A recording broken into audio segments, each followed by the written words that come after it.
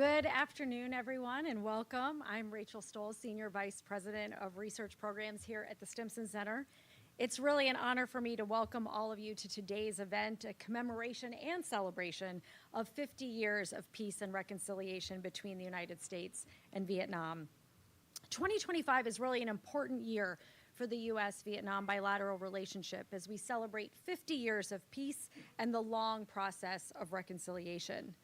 This year also marks 30 years of bilateral relations between Vietnam and the United States. And the United States-Vietnam bilateral relationship is arguably the most important strategic relationship for these two critical Indo-Pacific powers. And the origins and progress of this partnership are all the more remarkable considering that the two nations were once at war, enemies entangled in a conflict that utterly changed the future direction of these two countries. I'm aging myself a little bit here, but for my generation, the Vietnam War wasn't history. I grew up alongside those impacted by the legacy of the wars in Southeast Asia. Some of my classmates were refugees that were starting over very far from home. Some of my friends' parents and grandparents were soldiers in the Vietnam War and brought their experiences of the war home with them. As we collectively mark the 80th anniversary of World War II, it's notable that there have been comparatively few reflections in the United States of the 50th anniversary of the end of the Vietnam War. I'm incredibly grateful that my colleague Brian Eiler has organized this event today and demonstrates that more work needs to be done with respect to the reconciliation process. Whether you're here in person today or you're joining us online, you've chosen well, because for the next 2 hours, we have assembled panels and keynotes that will feature some of the most inspiring individuals who have dedicated their lives and careers to the reconciliation process. Many of the speakers you will hear from today are still professionally involved in strengthening bilateral relations and promoting further action on remaining war legacy issues like Agent Orange remediation and disability assistance. Whether joining us from across the globe or across the country, this afternoon's speakers have traveled here to DC to share their stories and discuss the critical ways that Americans and Vietnamese can continue to work to strengthen shared friendship and to further the bilateral relationship. We'll also be honored later in the program to hear from retired Senator Patrick Leahy, who has done so much to dedicate U.S. resources to the peace and reconciliation process and war legacies effort. His retirement has really left a void here in Washington, and we're so grateful that he provided us with video remarks today. In a minute, it will be my pleasure to introduce Ambassador Nguyen Quoc Zum to deliver our opening keynote. But I would be remiss not to mention the support that the Chino Cienega Foundation has provided to Stimson's War Legacies Working Group to support this important event. Today, you'll hear from many of the War Legacies Working Group members, so I'm glad to convey our deep thanks to CCF for their decades-long support to the Stimson Center. One more housekeeping note. This event is being recorded and will be available in full at stimson.org/events. We'll be leaving time throughout the program for questions, so I hope you'll join us in asking your questions. Our online audience can submit their questions at any point by going to stimson.org/questions, while the audience here in the room in DC can look out for the roaming microphone that we'll have available during the Q&A. One more note, I hope that those of you that are joining us in person today will stay after the event and will remain at the Stimson Center for a reception to follow with food provided by the Vietnamese Embassy, as well as some drinks. And now, without further ado, in a moment I'll invite Ambassador Nguyen Quoc Zum to the podium to deliver his opening remarks. Ambassador Zum was born in 1964 in Hanoi. With more than 30 years working in the Foreign Service, he has held various positions and built up a wide range of experiences, especially in international integration, bilateral and multilateral diplomacy, international economic affairs, and human resources management and development. This year marks the ambassador's 4th year in the post, and we are honored indeed to welcome him back to the Stimson Center. Ambassador, thank you for joining us and welcome.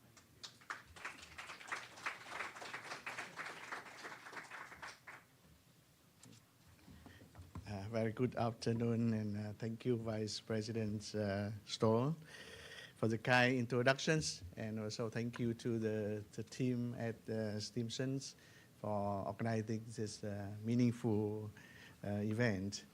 and also, and for your continued collaborations with our embassies on matters ranging from Vietnam-U.S. bilateral ties to Mekong sub-regional cooperations.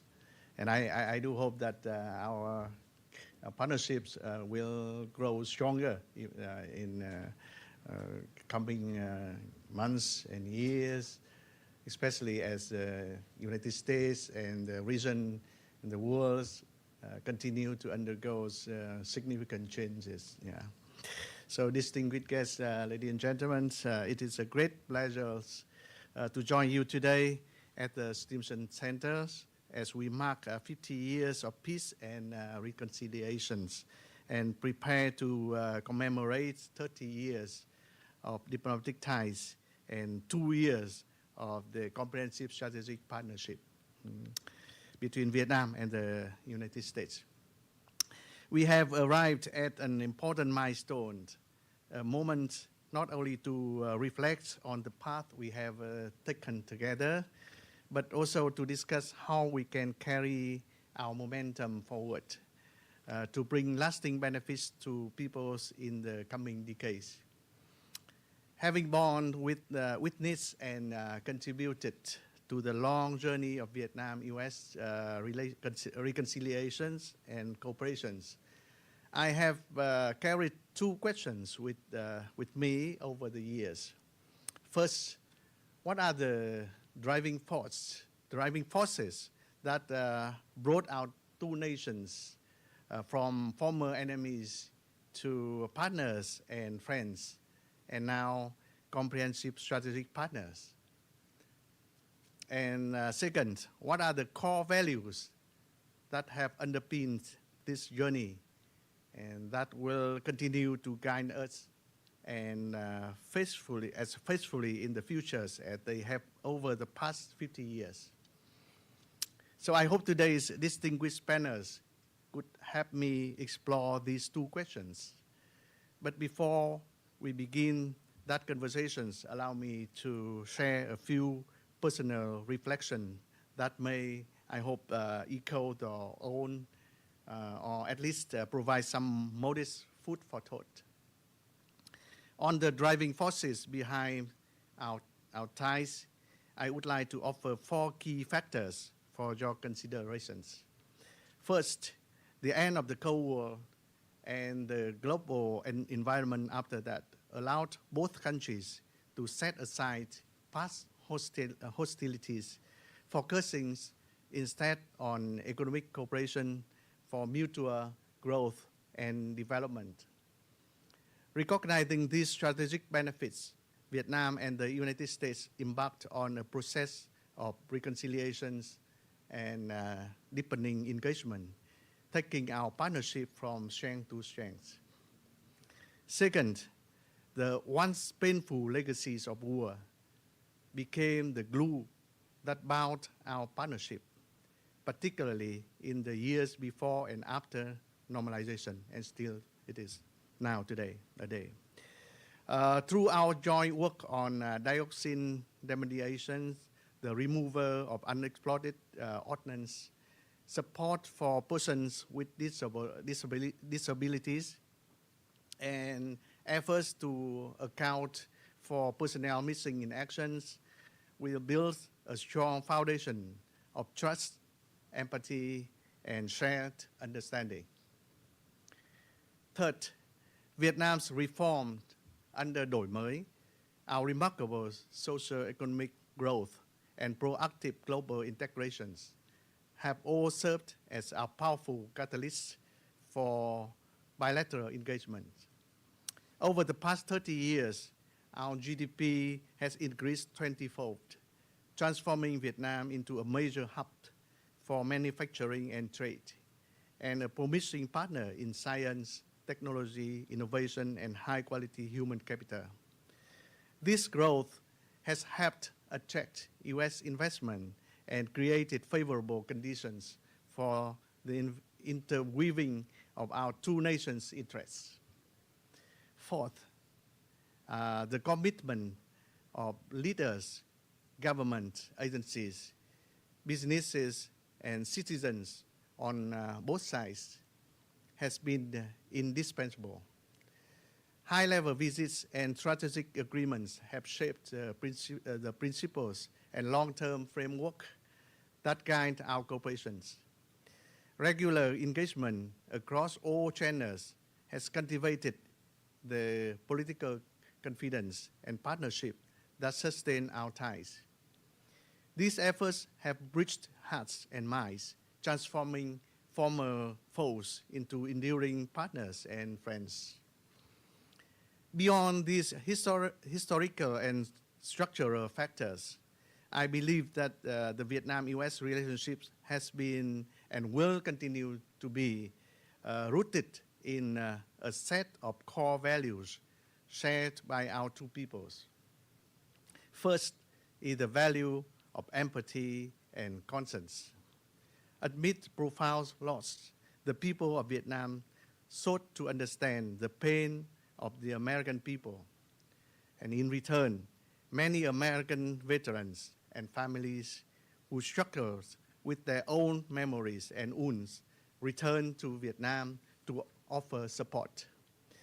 Out of this shared humanity, as the late Senator John McCain once said, we build bridges, not walls. Second is a shared longing for peace. Both our nations, shaped by war, deeply cherish true peace. As President Biden remarked at the 79th sessions of the United Nations General Assembly, our partnership stands as a testament to the resilience of the human spirit and proof that even from the horrors of war, there is a way forward. Third is the courage and resolve, the will to stand up for what is right, what is just, and what is good for our people. In the early 1990s, when our countries remained locked in a cycle of hostilities and mistrust, individuals like Senator John McCain, Senator John Kerry, and later on Senator Patrick Leahy made courageous visits to Vietnam. They were received by senior Vietnamese officers who, despite internal pressures, chose to extend a hand of friendship. The encounter that followed helped foster trust, enabling both sides to recognize a sincere desire to move forward.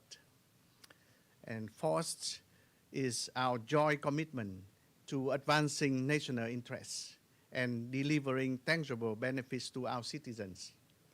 General Secretary Nguyễn Phú Trọng reaffirmed this during his 2015 visit to the United States when he called on both countries to set aside the past, overcome differences, strengthen common interests, and work towards the future.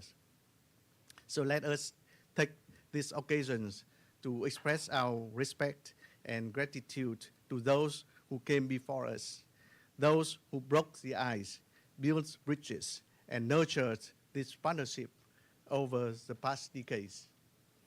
Their efforts will be carried forward by generations to come. From the highest levels of government to academia, business, and everyday citizens on both sides, I am confident in our shared commitment to moving forward for the benefit of our two nations, the region and the world. So to close, I would like to once again to thank the Stimson Center for organizing this event and to all the distinguished speakers and participants here today. And I look forward to continuing our dialogue and collaboration, not just today, but in the months and years to come. Thank you so much.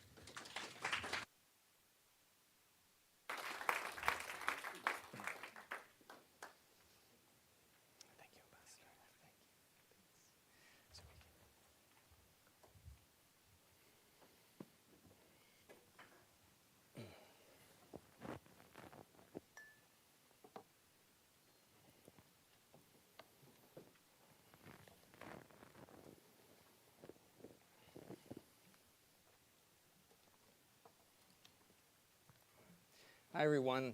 I'm Brian Eiler. I direct the Stimson Center Southeast Asia program.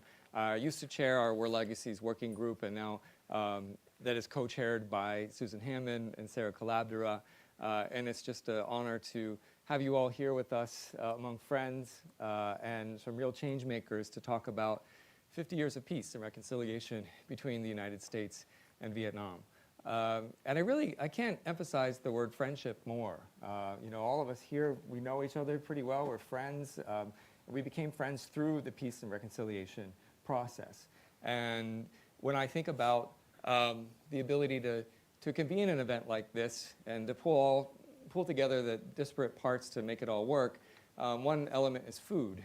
And I'd never asked the embassy to help provide food for an event before, but it was an easy thing. It just came naturally because we've got such good friendship with the embassy and the ambassador and the staff there that it was just an easy thing to ask. And of course they responded and said, sure, we'd be happy to provide spring rolls to everyone.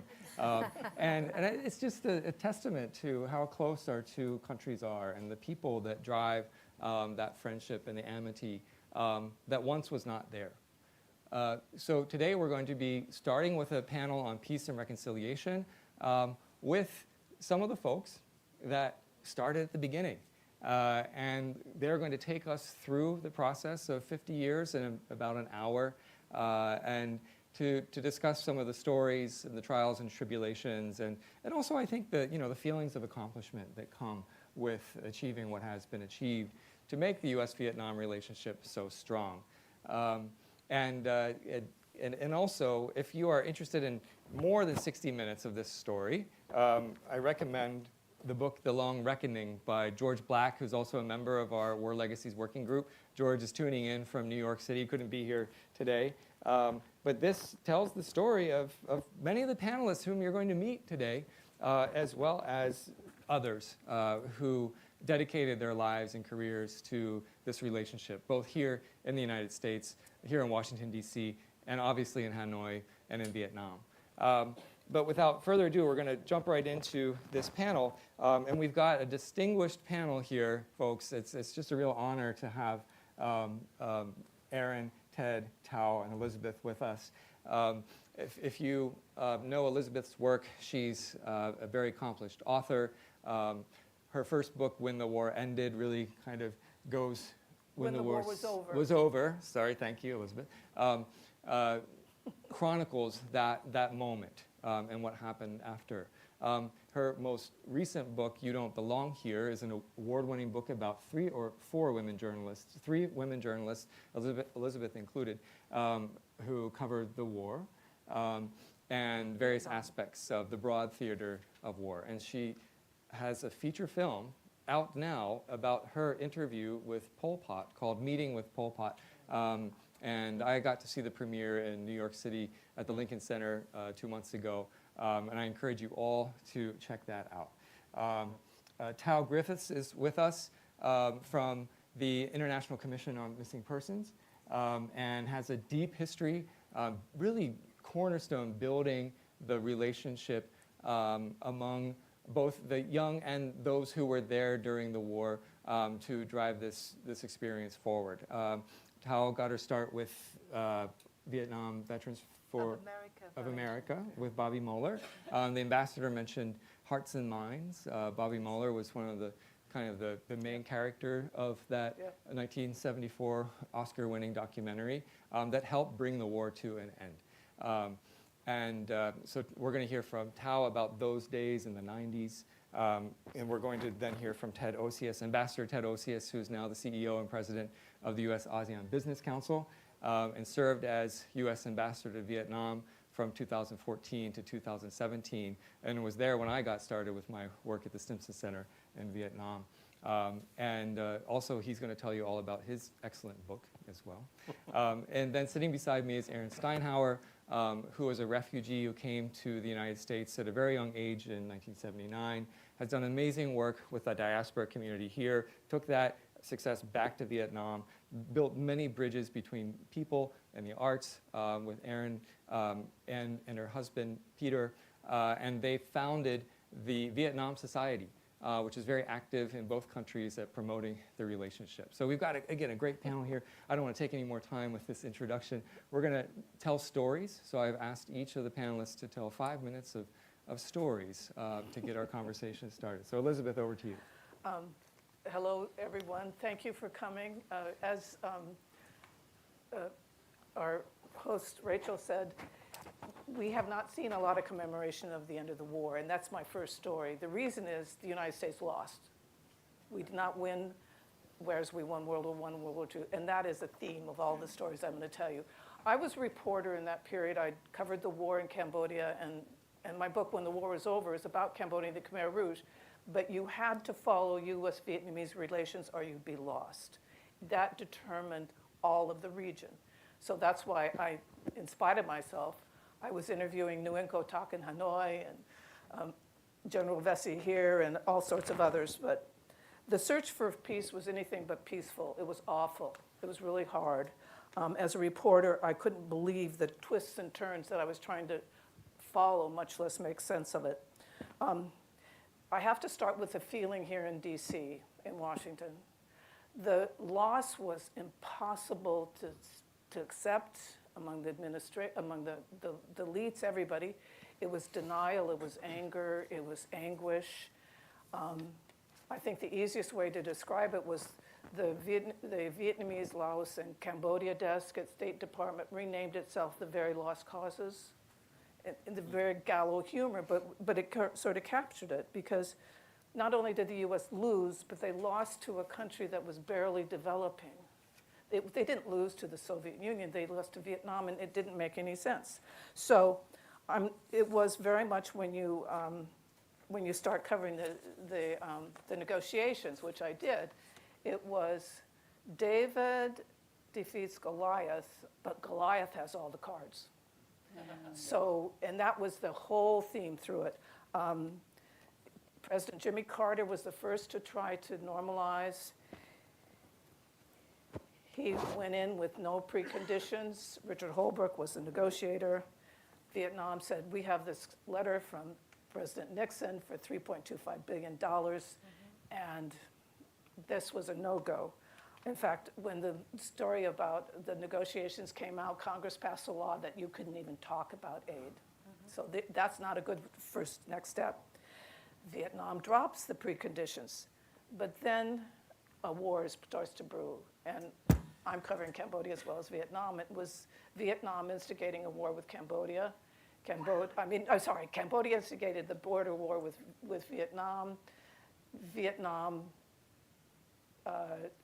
strikes back, Cambodia pushes again, and the American administration at that time decided under Zbigniew Brzezinski that this must be a proxy war between China and Soviet Union.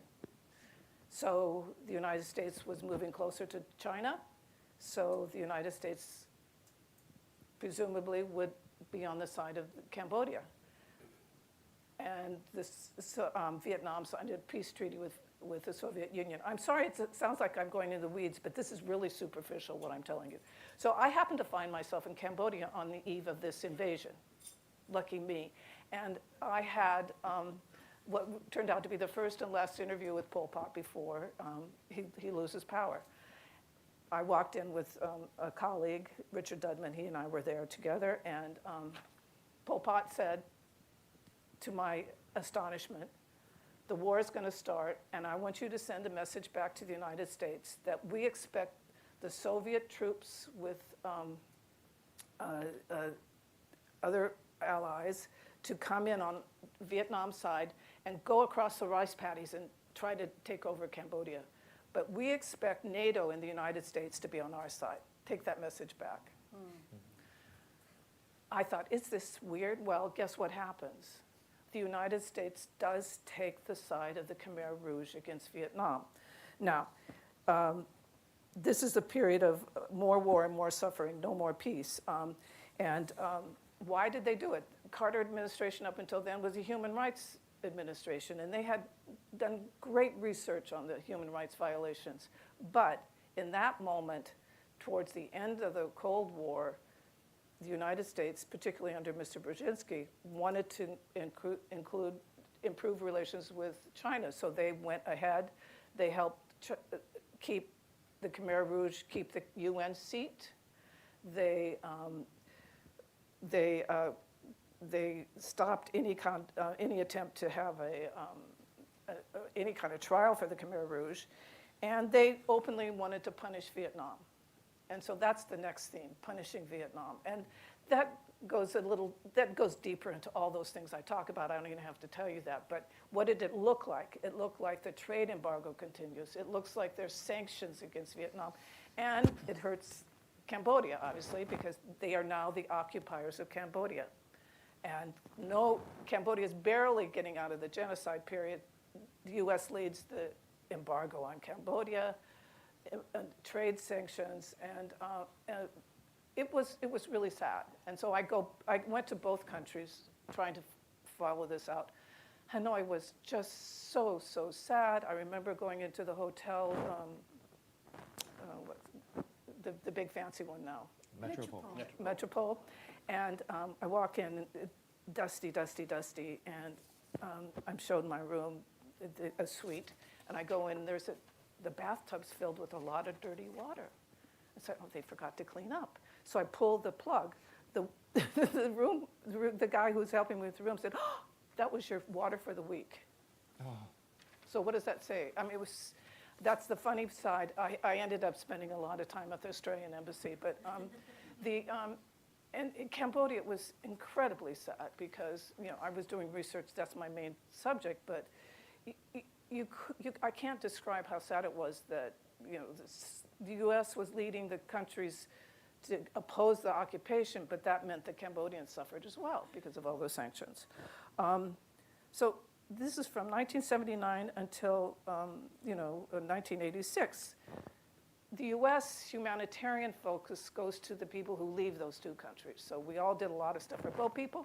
We did a lot of stuff for the Cambodians who fled to the Thai border, and it was wonderful, but that was the humanitarian focus. The focus was not around the people. How to write this story, I tell you, was really, really hard, especially going back and forth. But anyway, in 1986, the US and Vietnam start new talks, and the US main focus was Vietnam out of Cambodia. That's it. And it seemed very clear. And it means, but you can't get Vietnam out of Cambodia when you've got what has now become a war along the border between Thailand and Cambodia. I know that it sounds like I'm in the weeds, but I'm trying to just do this most superficial possible. The Khmer Rouge rearmed with non-communists, with the support of the United States, China, and many others. They were instigating not a full civil war, but certainly serious conflicts. How can Vietnam leave when there's that threat? So the next few years are all about this. How can you get them out? And this means you have to get a peace agreement among Cambodians before you can get the Vietnamese out.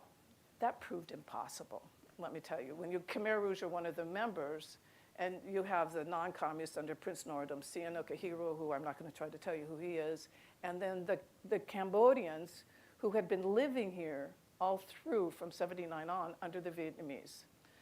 And they're led by a fellow named Hun Sen. I won't go too much more. So there's attempts to get the Cambodians to make a deal. It doesn't work, and it doesn't work. How can you make a deal with the Khmer Rouge? And so in about 3 years later, after this started in 1989, Hun Sen says that Vietnam will just, no conditions, Vietnam will leave in 1989, gave the date of September. And on the condition that Cambodians have a peace accord, because they don't want to leave it to the Khmer Rouge. That sounds reasonable. Well, the talks failed because the Khmer Rouge are part of those talks, and that's almost predictable. And in September of 1989, Vietnam calls the bluff. Scary, scary, scary. They leave Cambodia. The world goes nuts. So all of a sudden, it's everything shifted. I remember I was living in France, and all of a sudden I got all these phone calls. What's going on? And fortunately, this is under President George W. Bush, and his Secretary of State was a very practical man, and he said, "We got to change this." So I'm not even going to go into MIAs. All the others will go into that, but had to figure out how to get out before the Khmer Rouge got in, because the Khmer Rouge were already making progress on the battlefield. They left the Thai border. They were moving into northwest Cambodia. It looked like Battambang might be threatened, and anybody who knows Battambang knows how scary that is. So George W. Bush finally says, okay, we can't be on the wrong side of history. Finally. All through this, there was constant arguments in the administration at this late date that you can't give in to the Vietnamese, that we have to punish them, and punish was still the active verb, but that didn't work. And by July 1990, U.S. officially recognized the Vietnamese withdrawal. I remember when Secretary of State made that statement. They resumed talks with Hanoi. They give aid to Cambodia with the goal to prevent the return of the Khmer Rouge. This took forever. Just think of that. The Khmer Rouge were defeated in 1979, and this is July 1990. The framework ended up to be the 5 members of the National Security Council. And I won't go into the whole mess, but it took forever to get the Cambodians to settle because the Khmer Rouge were included in the talks. Can you imagine today, and this is very hard to write all this stuff, this is a group that we all knew that massive human rights, probably auto-genocide, and they were part of the negotiations. Anyway, excuse me. Finally, a peace accord is written. The UN Security Council had to author it with the Cambodians. Vietnamese-American relations get on a better foot. We're in 1993. There's an election in Cambodia. I won't get into that, which sort of didn't end well. But that allowed the next year, finally, for the United States in 1994 to lift the embargo in Vietnam. And we've already heard about Senators McCain and Kerry.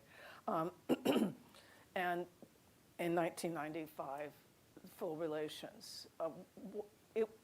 I've given you, as complicated as this, I've given you the real cheat sheet version, because the emotions in this are hard to exaggerate.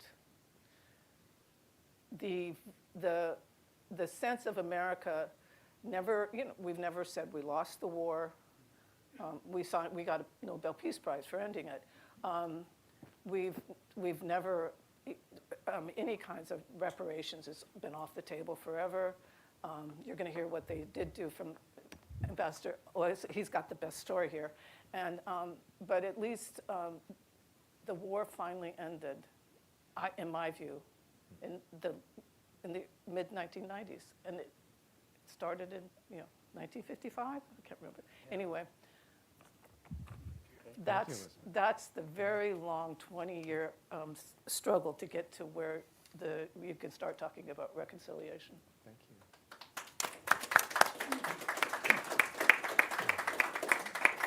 So Tao, this is when you jumped into the mix, right? About that time? Yes, 95 is a year of excitement. It is a year of transformation for Vietnam. We joined ASEAN. Vietnam and US have a diplomatic relationship. I turned 17, the best year of my life. I joined as the freshman of the Vietnam Academy of Diplomacy, and Gordon Christopher, Secretary of State under Bill Clinton, came to Vietnam and make that first beginning of our diplomatic relations. McNamara in November the same year came to Vietnam, really started the reconciliation in a big way. And when Elizabeth was busy interviewing Pol Pot in Cambodia, I was just born. On the border with China, into another war, another border war between China and Vietnam. In the Western literature, it was a 2 week of fighting along the border. Who cares? It's only 2 weeks. But for those of us who was born and grew up in that border war between China and Vietnam, it was a very sad and took a lot of lives of both sides for many years. I grew up in the community just 13 miles from the border with China. And an area was heavily mined along the border. I grew up remembering spending time in caves, hiding from the bombardment over the border. So unlike most people who were born after the war ended, which we talk about in 1975, I was born into another war. I had the war experience, living in fear, hearing so many stories, not so much about people losing their life, but more importantly, cows and buffaloes were killed for stepping on landmines along the border and throughout our community. So 17 years old, full of life, hopes and ambitions and aspiration, first year in university, first time I actually started learning about the US-Vietnam relations. Because before that, all I concerned myself with was abject poverty, which you talk about how awful it was for the US after losing the war in Vietnam and punished Vietnam by the economic embargo, putting Vietnam further into abject poverty and all the awful things. That's what I grew up in. And here I am in 1995 with all these relations coming to the fore. And I study in Hanoi, but upon graduation from the Vietnam Academy of Diplomacy, I returned to Ha Giang because that's where I feel I belong, and I worked there. And then Clinton came to Vietnam in 2000 on my wedding day. So instead of paying attention to my own wedding, both my husband and I, with our eyes glued to the television, listening to the live broadcast by Clinton at the Vietnam National University about how the US will help Vietnam to address the consequence of war, beginning with landmines and bombs. A few months later, on the Vietnam News, there was an ad for a job. I was in Ha Giang reading the Vietnam News because I had the training in international relations, so that was my only involvement with the international relations at the time, by reading the Vietnam News. And out of curiosity about the war legacies in Vietnam, because I grew up in war legacy of the China-Vietnam, not US-Vietnam, I decided to apply for the job. Didn't know what it would entail. Had no idea what VVAF was about. And I landed the job, moved to Hanoi, and worked for Bobby Mueller, who founded the international campaign to ban landmines in 1995. And then in 1997, it was awarded with the Nobel Peace Prize, and he was shot into stardom and doing all the wonderful work around the world. And he transformed my life. With working for him, I was able to be the negotiator with the Ministry of Defense of Vietnam to start a program to deal with landmines and bombs in Vietnam at the national level. And with that, I got the Fulbright Scholarship, moving to the US and study here and learning about the politics of the US. And so that started me on a path that when I am in the US, I represent Vietnam in my personal capacity as a citizen from Vietnam. But when I am in Vietnam, I represent the Vietnam veterans from the US. So that's my role since then, become the connector, as Ted would say in his book, and the bridge between, but in the private, non-government sector, peoples to people. And throughout, from 2001 until now, for 24 years of my life, I had the great fortune to work with people with visions who see the opportunities for peace and reconciliation and get out of their way and above and beyond to do the right thing, not only for the generation that they belong to, but also for the generation that come after.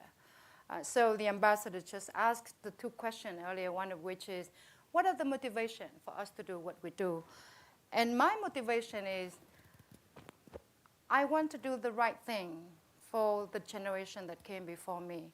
And that is my mom and dad who fought in the war, and for Bobby and John Tosano who fought on the other side. And also I want to do the right thing for my children's generation. My son Liam is in the audience. When I became a mother of two, I have the biggest inspiration to do whatever I can to leave the world in a better place than I received. So that's my motivation. The second question the ambassador asked is, what is the core value that we do what we do? For me, that is the commitment to humanity, empathy, and to generate trust. Something that we lack of in the U.S.-Vietnam relation for many decades. And yet, through the world legacy issues, two sides come together, we can see eyeball to each other, and create what can be called as a strategic trust. And that, as General Nguyen Chi Vic, the late General Nguyen Chi Vic, who has been the biggest champion of U.S.-Vietnam relations from the Vietnam side, after the previous generation being Nguyễn Cơ Thạch, who you mentioned, and Lê Văn Bang, who was the first ambassador of Vietnam to the U.S. Then we had Nguyen Chi Vic. And he said so many times that working with each other on U.S.-Vietnam relations, on the world legacy issues, it is the foundation of the foundation. It opens the door to everything else, and it is a very big door. He's repeated throughout the 12 years of him being a Deputy Minister of Defense of Vietnam. So that's the great fortune that I had, worked with him, and now he has left us. I'm in my 40s. I still have at least 30 good years to go. And that's the commitment I make to myself, to my parents, to Bobby and John, to Senator Leahy and Tim Rizza, who also another mentor of mine, to carry on this work. It's a lifetime commitment. With that, I pass on to Ted. All right. Thank you. So, Nothing is Impossible, America's Reconciliation of Vietnam with Vietnam is a story of the heroes who made reconciliation possible. Elizabeth mentioned John Kerry and John McCain, but I also wrote about Nguyen Cơ Thach and Nguyen Chi Vinh and Lê Văn Bang. And I wrote about two people in this room, Charles Bailey and Tao Griffiths, who were among the heroes. But the story I'm going to tell you, I got my dream job. I was the 6th U.S. ambassador to Vietnam. I was thrilled to have this job. I spoke the language. I loved the country. But one of the things I knew I would have to do is what ambassadors 1, 2, 3, 4, and 5 had done, which is go to Orange County. It's kind of a necessary pilgrimage that U.S. ambassadors have to make. So in July 2015, right after a very successful visit by Nguyen Phu Trong, the General Secretary, to the White House, probably the most consequential thing I did as ambassador, I went to Orange County. And I was on a panel with Ed Royce, Dana Rohrabacher, Loretta Sanchez, and Alan Lowenthal, a bipartisan panel. And I gave a talk about reconciliation, about bringing our two countries together. And I spoke in Vietnamese for a piece of it, made some jokes in Vietnamese, which put the audience a little bit at ease. And after the speech was done and I'd kind of done my part and the event was coming to an end, I turned to Ed Royce and said, was that okay? And he said, that was great, Ambassador, you did a great job. So I was feeling really good. And a gentleman came up to me who was probably about 70 years old. And he said in Vietnamese, Ambassador, I spent 11 years in a re-education camp. And I said, I'm very sorry. I'm ambassador to Vietnam now. Is there anything I can do to help you? He said, Ambassador, I spent 11 years in a re-education camp. I said, again, what can I do? What can I do to be helping? He said, Ambassador, I spent 11 years in a re-education camp. And it suddenly hit me. He wanted that time back. He wanted something that I couldn't give him. And so here I was talking about reconciliation. And reconciliation wasn't possible for him. And I had to respect that. I had to respect that this is someone who'd suffered so much that reconciliation wasn't possible. And I had to accept that, be respectful of him, be respectful that he could not embrace my agenda of reconciliation. But on the same trip, Ed Royce introduced me to the head of the Vietnamese Americans Foundation, a gentleman named Nguyen Duc Thang. And Thang told me about the Bien Hoa Cemetery in Binh Duong province, right outside of Ho Chi Minh City. And he said, you know what we want to do is we want to clean up the graves in the Bien Hoa Cemetery. And I didn't quite understand why this was so important. But as I learned more, I learned that the reason that they wanted to clean up the graves is that it doesn't matter whether you're from north or south. If you're Vietnamese, respecting the dead is important. Showing appropriate honor, no matter what side people fought on, is really important. So from that visit, I started to learn more about this whole reconciliation process that was still going on. It was a complicated process. And I had my agenda as ambassador. You know, I was trying to move things forward, the Trans-Pacific Partnership, security relationship, all the things that Americans wanted to do to move the relationship forward. But it occurred to me that part of my job was to do something to move things forward when it came to reconciliation. So I had a dinner, and Drew Faust, the president of Harvard, joined the dinner. And so did Lê Hoài Trung, who was vice minister of foreign affairs at that time. And I asked Drew Faust, because she was a student of our Civil War, about the importance of cemeteries. Now, she wrote a whole book about cemeteries and about reconciliation after the US Civil War. And she said, Ted, maybe you have to stop thinking about the dead with a capital T and a capital D. And when you think about cemeteries, think about honoring people who died. And so I asked the vice foreign minister, would there be any way I could help Nguyen Duc Thang and his group clean up the cemetery?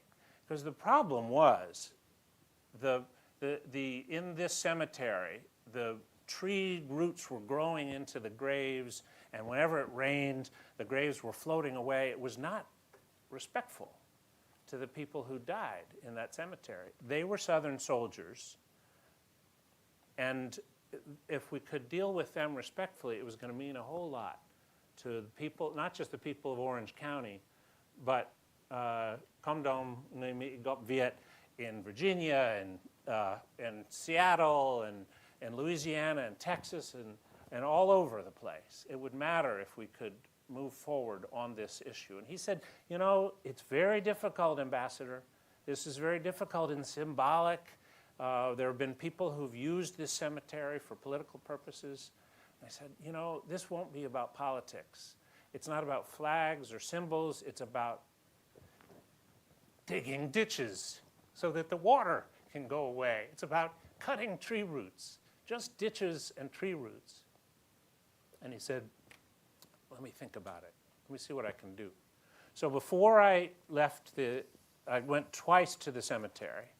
And before I left my job as ambassador, I went to see the People's Committee chairman of the province. And I said, you know, we're talking about development and bringing investment here and everything, but I also want to talk with you about something else. Just ditches and tree roots. What can we do to show a little respect that won't hurt anybody and will move reconciliation forward? And he said, I'll have to consult with Hanoi, but let me see what we can do about ditches and tree roots. And a few months later, I learned that they'd allowed it to go forward. This had been very sensitive, had to be debated at the Politburo level. You know, what can you do about this cemetery? They decided to let it go forward. And I think there's a lesson in this. Reconciliation isn't easy. It takes a lot of work. It's painful. The emotions are really, really strong on both sides. But sometimes if you can get to the little practical matters, such as ditches and tree roots, instead of flags and symbols and all of that, then reconciliation is possible.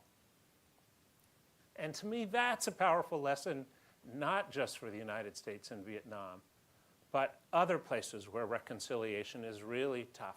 If you can find some small steps that can be taken that push the process of reconciliation forward, that's worthwhile.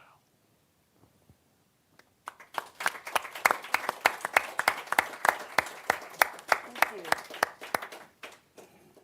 Over to you, Erin. Thank you so much. Thank you so much. You brought it down to the human level where it should be.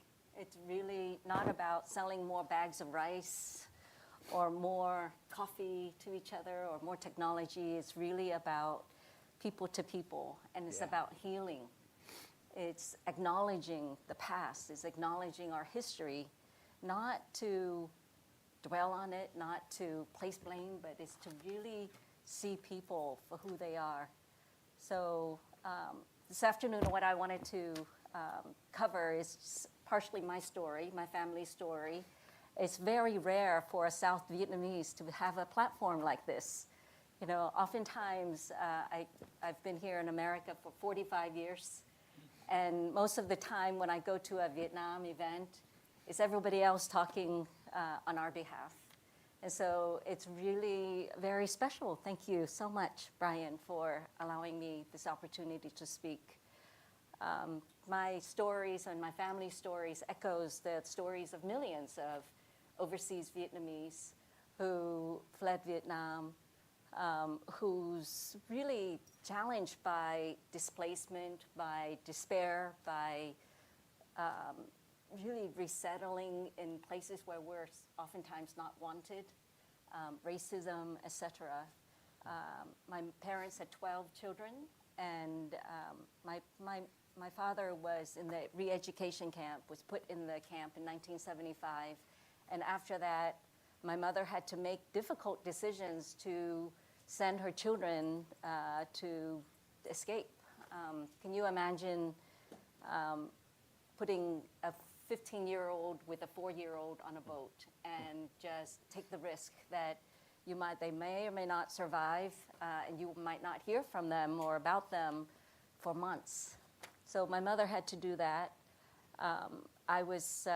So from between 1975 and 1979, there were 4 boat trips that left Vietnam with my family, my siblings. I was on the last trip with my mother and my sisters. We reunited with the rest of us in, of all places, Lancaster, Pennsylvania, which, as most of you might know, that's Amish country, right? So sometimes there's a wonderful book called In and Out and Back Again that basically said, I prefer wartime in Saigon in Vietnam versus peacetime in Alabama. It's kind of like that. So it was just one of these times in our lives where we started over but still wondered why these things happened to us, still had no real education about that. I was only 9 years old, and embarked in the American education system that taught me, about the bad communists, and this is why we're here and you are saved by America. So that's what I grew up learning. And so our story is very much like refugee stories that you might have heard all around us over the last 50 years. But what's really not as commonly known is really the psychological trauma and the impact that Vietnamese refugees all over the world carried. And even Vietnamese in Vietnam, really, as Thảo was speaking earlier, were both legacies of the war.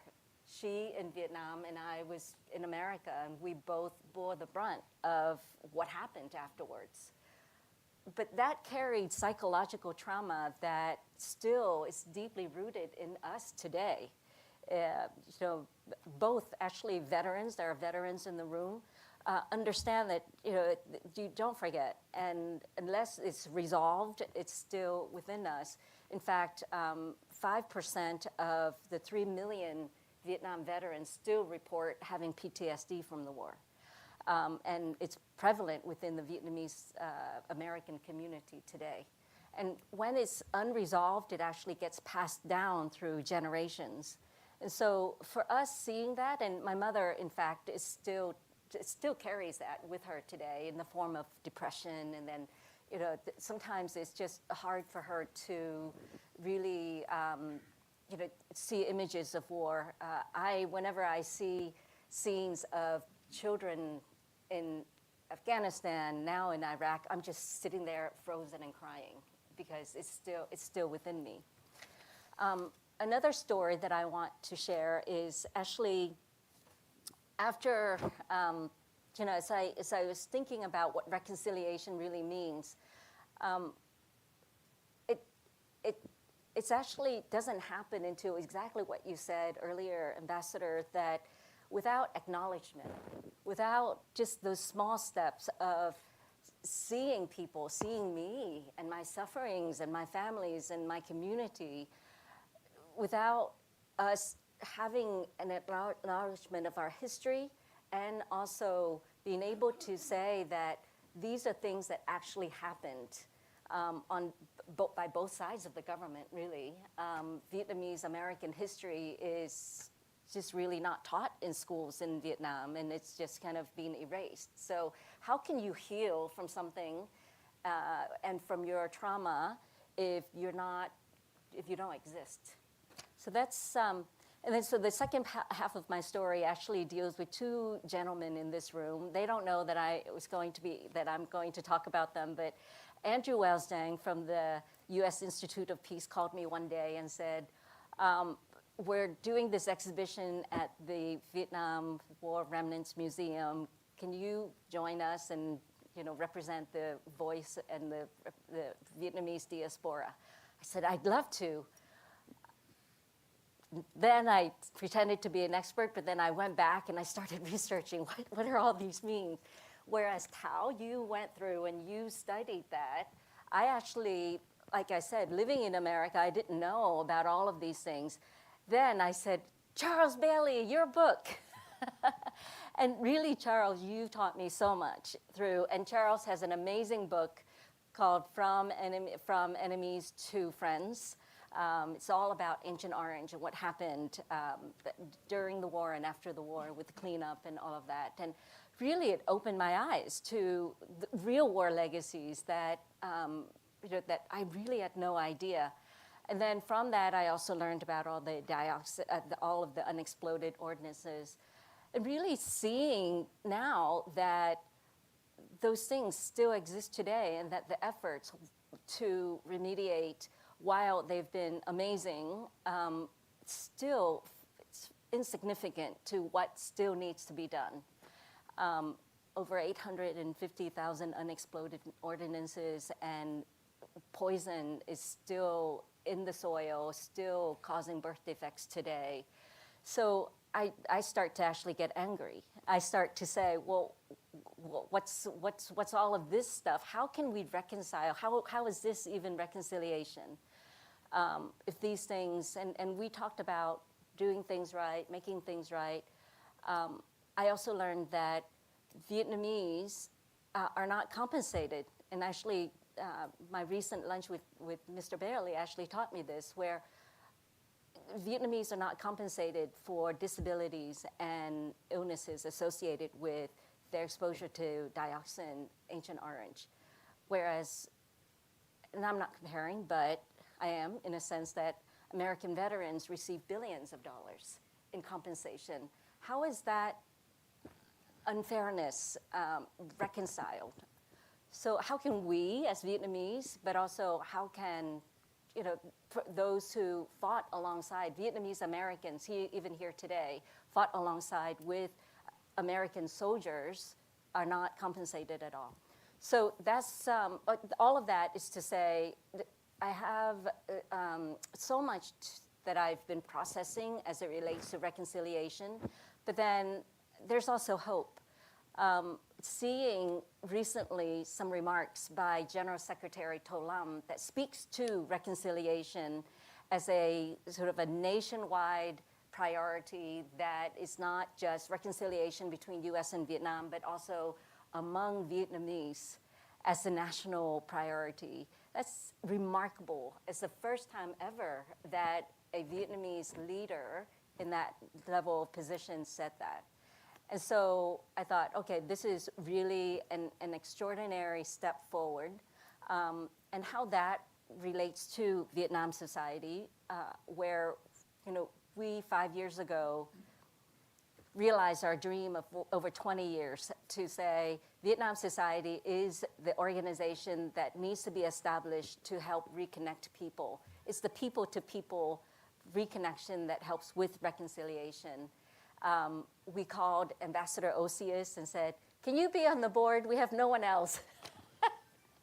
He said, yes, sure. I wrote a book. It was really wonderful. We are so deeply grateful to the ambassador to really be part of that journey because we were alone. We said there's all of this great progress that's happening, but at the people-to-people level, we needed Vietnam society, which transcends politics and transcends all of the infighting to focus on what's really important. So we really use art and culture as the arterial gateway, the pathway to reconnect people and to build a bridge for future generations. Today, more than 40% of Vietnamese in the diaspora are born in the United States, more American than Vietnamese. However, Vietnamese actually is the 5th most spoken language in America. Because of our achievements and contributions to this country and around the world, really, and we take so much pride in that. Through the ashes of war, look where we've become, contributing to every aspect of this great nation. And so we see hope. We see a lot of hope in the future, and that with Vietnam society and the young generations that come after us, and Tao's, Griffin's son is here. I'm so glad to see him. Stand up for a second. He's here. He was born in Vietnam and educated overseas, and he was in New York. We were at Columbia University. He was there, and he's here now. I'm sure he's so proud of his mother, but also really seeking and learning and really just trying to carry the torch forward. So that's where our hope lies. So thank you for coming, and thank you, everyone. Thank you, Erin. Okay. We are a bit behind time, but I do want to have a quick fire round of one question. Okay. Maybe those words were not the most appropriate for a peace celebration. And then we're going to take one question from the audience. So one lucky member will have a chance to ask a question. Get your questions ready. 30 seconds, one minute answer from each of you. What remains with the peace and reconciliation process? And we'll start with Elizabeth. Yeah.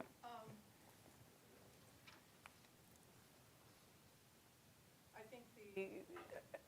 think as someone who knows Vietnam more through Cambodia than not, what strikes me is that the reconciliation process never got to reparations. And that's always seemed lopsided to me. I know it's impossible. You keep looking, but when you look at it was such a lopsided David Goliath. That's why I always thought anything about Vietnam, it was so lopsided. And scratch the surface when you go to Vietnam, at least when they talk to me, there's a bitterness still. And I think it would have been wonderful if there had been at least 1 ounce of reparations, but I know from the time that the American officials, immediately post-war, that would be admitting a guilt they don't want to admit to. So there's something, it's very profound, and I don't think that's ever going to change. America was not supposed to lose that war. Tao. When you talk about war legacy in Vietnam, you talk about 4 major components, and that is dealing with removal of landmines and bombs, helping people with disability, clean up the AUKs and air bases. The one now is Bien Hoa. And last but not least is helping to find Vietnamese missing in action. So I work for ICMP, International Commission of Missing Persons, that bring the latest DNA technology to Vietnam to work with Vietnamese scientists to help with identify Vietnamese MIA. We have achieved some major breakthrough in science that can help this moving forward in large scale in the coming years, and I'm very hopeful. Thank you. Ted. So I agree with Tao, but I want to put a framework around it. The formula that we had for bringing the 2 governments together was show respect, because that enables you to start building trust, doing things together, and then creating partnership. And that worked on the government-to-government level. But that respect piece requires a deep understanding. And I think if you really want to pursue reconciliation, that deep understanding is essential. And I think it comes from things as simple as storytelling. And we've talked a lot about this in the context of the Vietnam Society, letting people tell their stories and showing respect to them, understanding those stories, absorbing those stories. I think that's essential if you want to have reconciliation on a people-to-people level. Absolutely, I agree with that. And it's really steps, even the small steps that you said earlier, small steps on both sides. We talked a lot about the American government, but also the Vietnamese government to reconcile among Vietnamese is a huge step that needs to be taken. All right, one question from our audience. Here we go. Can you wait for the microphone and then identify yourself? My name is Matthew Ortiz. Can you start over? Thank you. And then please address the question to one of our panelists. I suppose I'll address it to Ambassador Osius. You work at the U.S. ASEAN Business Council, it seems, so you'll probably be best suited to answer this. But I was wondering how you see the future of U.S.-Vietnam business relations going. There's been, I think, the Vietnamese government has put a lot into trying to export to the U.S., obviously, and attract FDI. But at the same time, we've seen over the past 10 years or so some sort of step backs, I suppose, by the U.S. government in kind of acquiescing this, refusal to switch it from non-market economy to market economy, failure of the TPP, obviously these more recent tariffs. So I'm happy to take answers from everybody in the crowd or the panel, but particularly you, how do you see this sort of going in the future? And do you see this as an issue that the Vietnamese government may see not necessarily as lost, but as more difficult than it had hoped for or initially anticipated?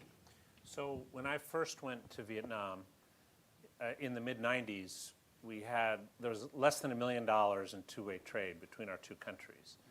And last year, I think it was about 135 billion, more than 135 billion. That is lopsided, and that's the reason that I suppose that the current administration is using for the tariffs that they're threatening for Vietnam. But you look at that incredible transformation that occurred from 1995, almost nothing, Vietnam, one of the poorest countries on the planet, to recent years where Vietnam is one of the fastest growing countries on the planet, is moving up the value chain from being lower middle income country to an upper middle income country. That is a remarkable transformation. And I don't think it's going to stop, because the Vietnamese have been incredibly pragmatic in dealing with the administration. They said, we're not going to retaliate, we're going to negotiate. They're negotiating in a very pragmatic, sensible way because they want to continue that positive economic relationship. And we should too. It's been good for us. It's been good for America's role in Southeast Asia. We should value it. We should value what we've been able to accomplish together. There was a moment in that transformation after the bilateral trade agreement was settled in 2002, when foreign direct investment just took off in Vietnam because they created the opportunities for companies to come in, add value, and make money. And this is 2008. And from that moment till now, that growth has been astronomical. And the General Secretary and the government of Pham Minh Chinh have identified a path to the future that involves more innovation, more collaboration with U.S. universities and U.S. private sector institutions that would benefit both countries. We should take that path. Okay. Well, I want to thank our panelists for setting the scene, setting the stage, taking us through history, identifying some of the people who were central to this peace and reconciliation process, but also, bringing the feeling to this issue. And all of you were there working on this issue through decades of effort. And I want to thank and commend you for all of your efforts and all of your stories today. So let's give a hand to our panelists. We are going to take a 10-minute bio break, followed by a video address from Senator Leahy. And that's about 5 minutes long, and then we'll transition into our War Legacies panel, which will be a deep dive into the present and the future. And I think it will be a little bit more critical than the kind of enlightening stories that we've heard from our panelists on this first panel. So thank you for coming. Please feel free to get some water or tea outside. We'll be corralling you back in here in 10 minutes at 4:30. Thank you. Thanks.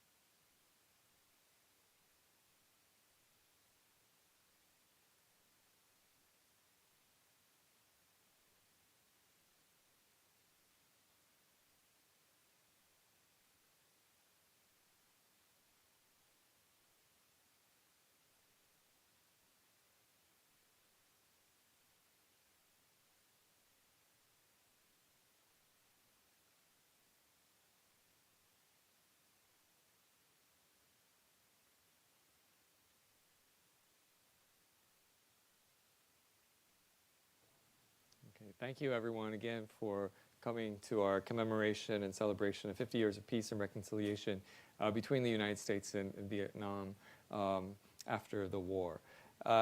We have a real, it's a real pleasure to have a video address from retired Senator Patrick Leahy from Vermont, who, among many great senators, led the way to bring reconciliation between these two countries. The senator is living in Vermont with his wife Marcel, and they are enjoying their retirement very much. He's sorely missed here in Washington. If we only had Senator Leahy here now, I think the United States and Washington would be a different place.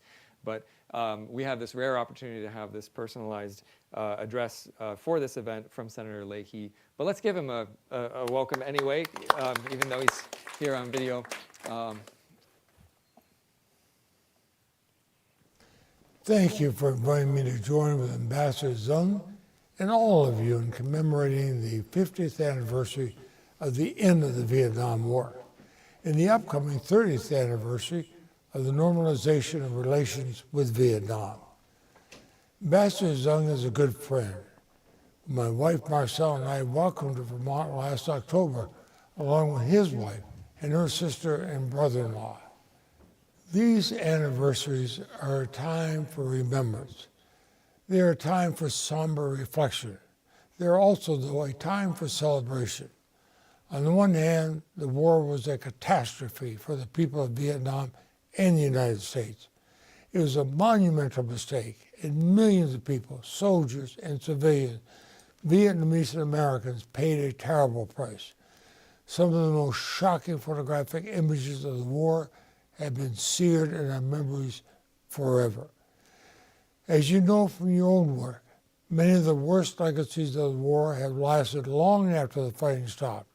Agent Orange, contaminated with dioxin, landmines, and other unexploded bombs, people with severe physical and cognitive disabilities, hundreds of thousands are still missing.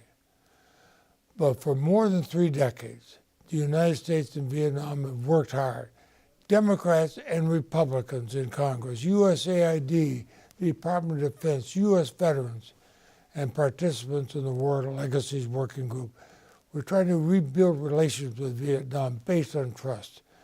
And enemies have become partners. I became involved in that effort during my first trip to Vietnam in the early 1990s. And working with many of you since, we found ways to deal with the worst legacies of the war. Vietnam is now among the world's fastest growing economies. Our countries are comprehensive strategic partners. Our militaries cooperate on freedom of navigation and other matters. Our diplomats have been working together on law enforcement, energy security, public health, higher education. This is something to celebrate, especially in this anniversary year. By working together on war legacies, we made this possible. Then comes the Trump administration and Elon Musk. And in a matter of 3 months, they have sabotaged 30 years of collaboration with an important ally, an important partner for stability and peace in one of the most challenging regions of the world. They are eliminating programs that are important to both countries and cutting life-changing assistance for tens of thousands of people who depend on us. But perhaps even more ominous, they are jeopardizing the trust and goodwill we've worked for decades to build. People everywhere are questioning whether they can rely on the United States. This is as pointless as it is tragic. Rather than having to spend our time trying to salvage what we can of these programs so they can continue, we should be working together to expand them. But despite this senseless setback, I think we all know that DOGE is no match for the strong bonds between the Vietnamese and American people. These bonds will sustain us long after these leaders are gone. I am very grateful to the War Legacies Working Group for being such steadfast partners during these years. You've been a source of creative ideas and sound advice. You have been advocates for reconciliation and for the funds to make a real difference for the people of Vietnam and for the U.S.-Vietnam relations. Some of you have devoted your lives to this work, and I admire and thank you for it. You're an example of the essential, visionary, committed individual play in getting governments to do and keep doing the right thing, and especially during such difficult and unpredictable times as these. I know you're not going to give up. Neither will I, and neither will the Republicans and Democrats who worked with me before. So I thank you again. Let's continue what we've done. There is hope for tomorrow.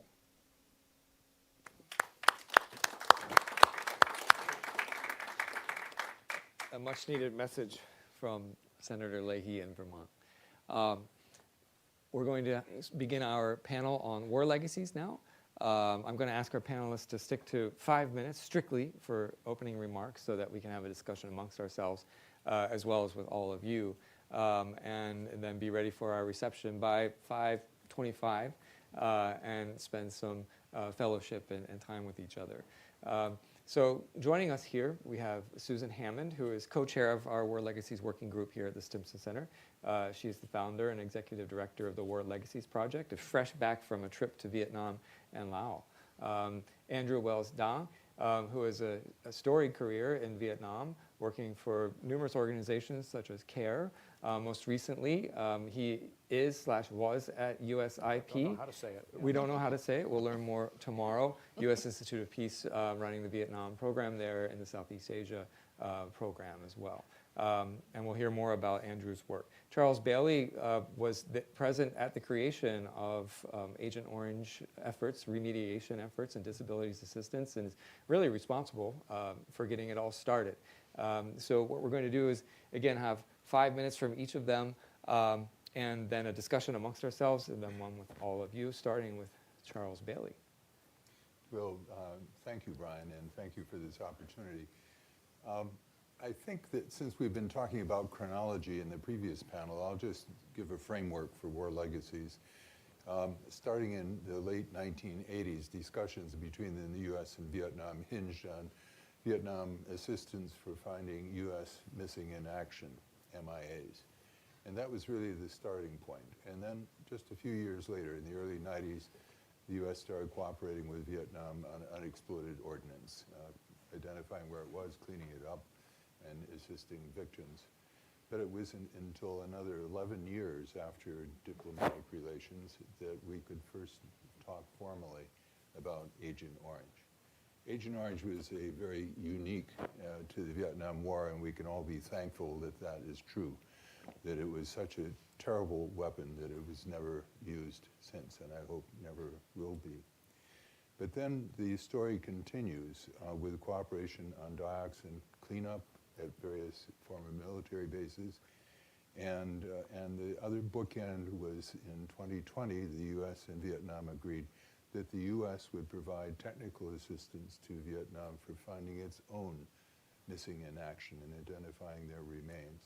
So we start with MIAs, we end with MIAs, but as Aaron Steinhauer reminds us, there are other dimensions to this war, and as Ted Osius told us about the intimate level at which reconciliation needs to move forward if it is to be permanent.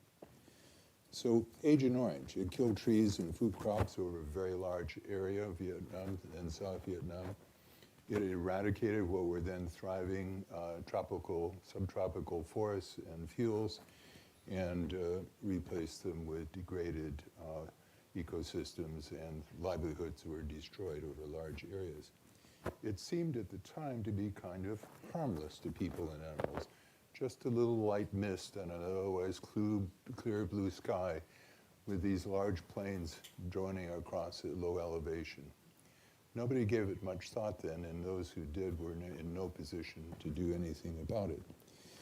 But it contained this highly toxic chemical, dioxin, harmful and even minute quantities, but invisible, odorless, tasteless, and largely undetectable by the laboratory techniques available in those days. So a very elusive chemical. Dioxins are in fact proved to be among the most toxic substance ever created by man. It's been linked to a wide range of serious health issues and disabilities affecting not only those who are directly exposed, but also their descendants.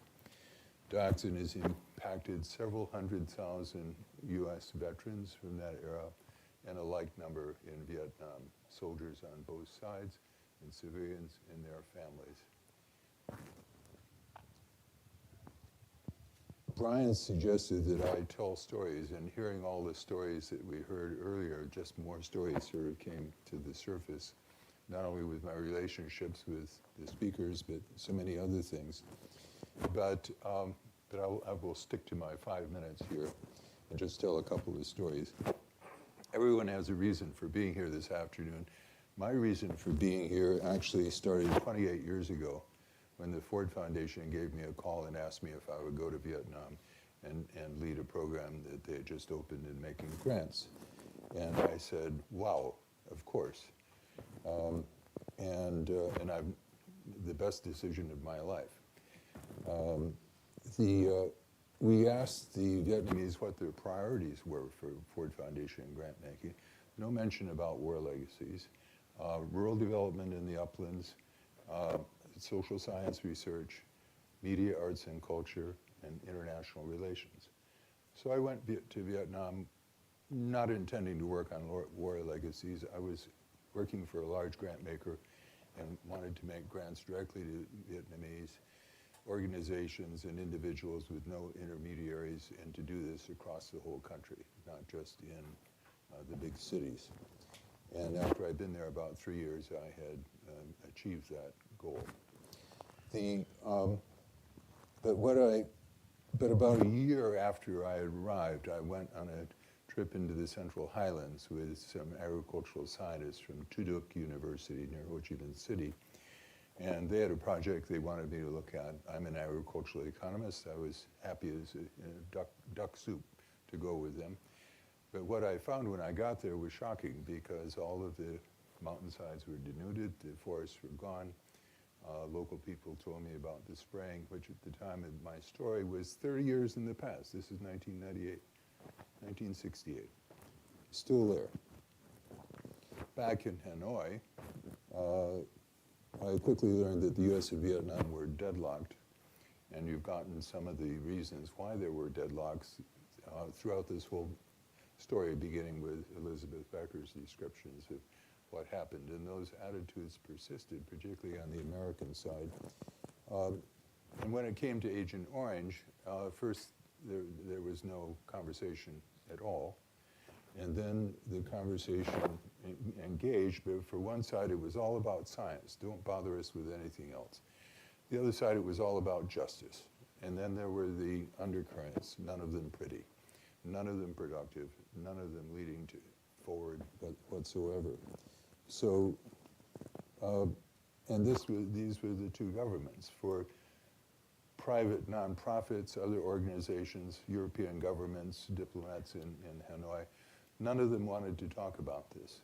It was like the third rail in the subway. You touch it, you're dead. So that was the situation in 1998, 1999. And I fortunately worked for an organization that was independent, had its own sources of funding, and very decentralized. So, and so I was very quickly able to convince my boss, the president of the Ford Foundation, that we should go forward with a request in 2000 from the Deputy Prime Minister to make a donation to the Vietnam Red Cross Agent Orange Victims Fund. And it turned out our small donation, $150,000, was by far the largest donation that fund had received up to that time. And when I looked at all the list of other donors, they were all from Vietnam, all of them. And small families, small businesses, all over the country. And that's when I began to realize, and then when I worked with the Red Cross as they used their grant, I began to realize that I sort of took a deep breath.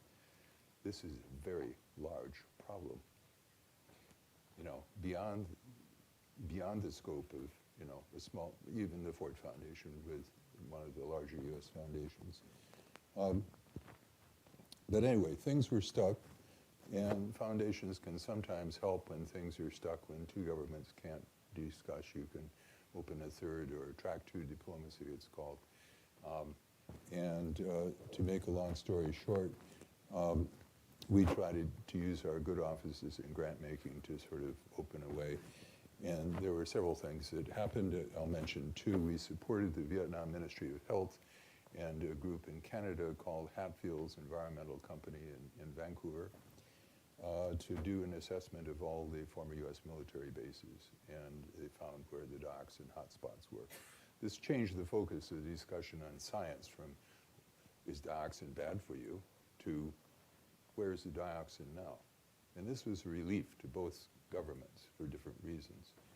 And it allowed the US government at last, when President George W. Bush came to Hanoi in 2005 for APEC, to agree with the government, with the President of Vietnam, that it would be ever so helpful for the future of the relationship if the US worked with Vietnam on cleaning up dioxin at former military storage sites.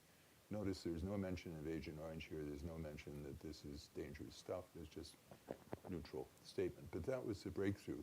The second breakthrough was Senator Patrick Leahy and Tim Reeser seizing on this hotspot and arranging through another story too long to tell here for the first appropriations for the U.S. Congress.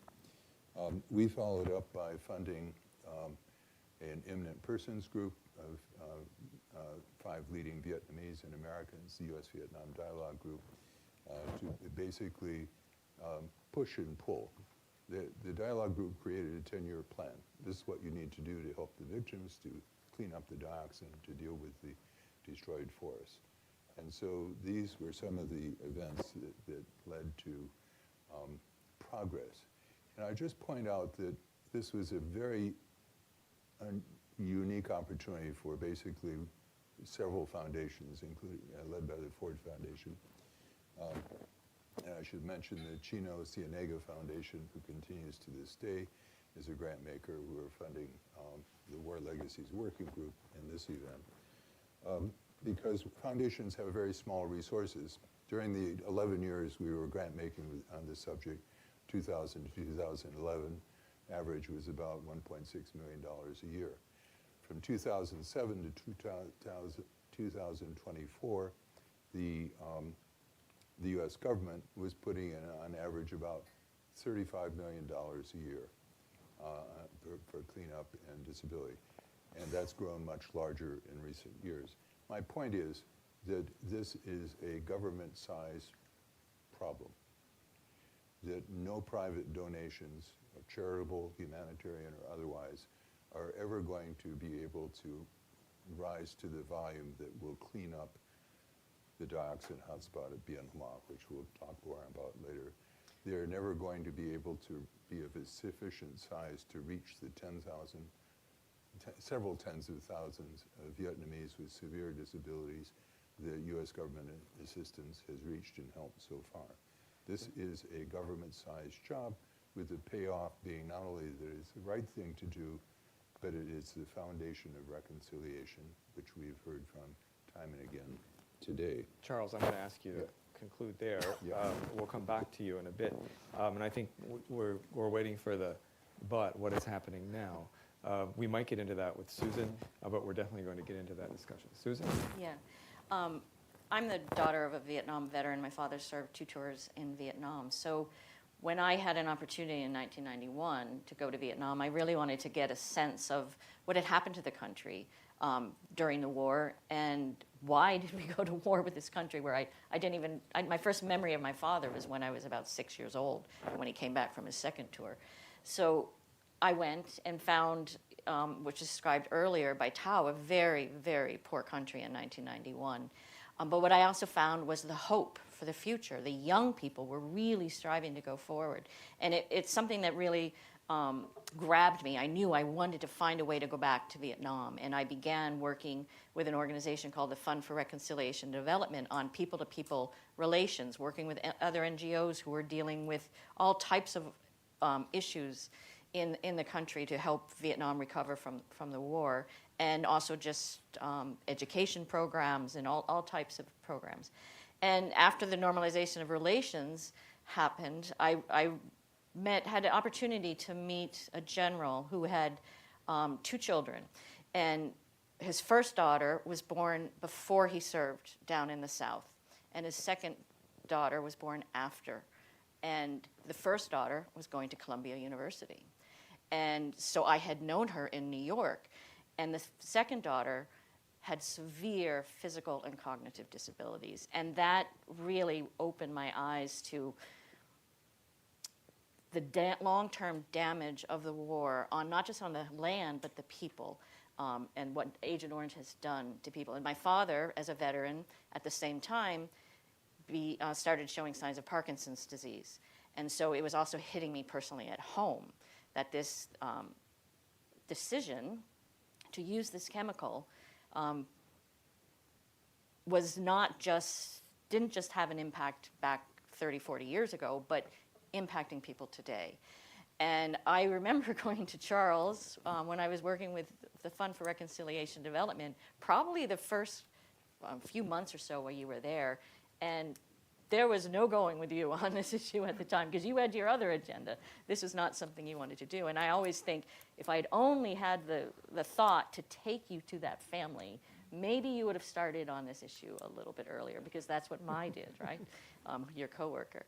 And I remember going to the Leahy War Victims Fund that had already been very engaged with helping people impacted by unexploded ordnance, but they would not touch the Agent Orange issue. And began working with lots of organizations, particularly those from the anti-war movement, who still wanted to address the impacts of the war. And Chino Cienega Foundation, thankfully, funded me to do a lot of this work as well. And it wasn't just this government to government or big foundation to big foundation. There was a lot of people to people push to get this issue addressed. And one of the big changes that also happened, I think, was when the Vietnamese in 2004 decided to sue the chemical companies that made the Agent Orange. And that all of a sudden, there was so much attention to this issue, and stories were being told about people who were directly impacted. And it really got to, I mean, you couldn't go anywhere in Vietnam without seeing photos or hear stories of people in the 2004, 5, 6 time period of the lawsuit. And it really became, I think, in addition to the cleanup in defining what the contamination was in the soil, all these stories of people directly impacted by Agent Orange were everywhere. And it also became very, very difficult for the US government to ignore it, because they were seeing how the Vietnamese were remembering, the Vietnamese cared about these people, and the Vietnamese wanted something to be done. They wanted that accountability. They wanted the people, they always describe them as those of the poorest and having the most difficult lives. And the Vietnamese were very, from citizens to the government, really were pushing this need to provide support for those people. And I remember out of the blue, I got a phone call from a woman in Minnesota who had heard about the lawsuit, had heard about some of the work we were doing to help people impacted by Agent Orange. And her husband was dying. He was a veteran, served in Bien Hoa, and he was dying of cancer from his exposure to Agent Orange.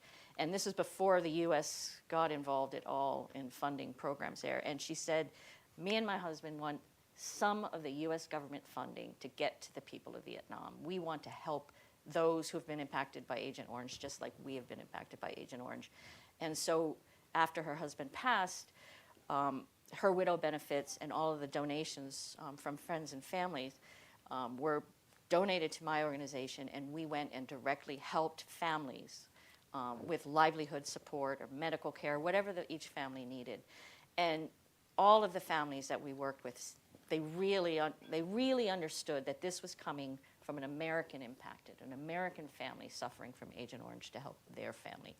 And it's what keeps me going today and what keeps me fighting to, as I see these cuts, particularly the cuts that I fear are coming to the programs to help people severely disabled.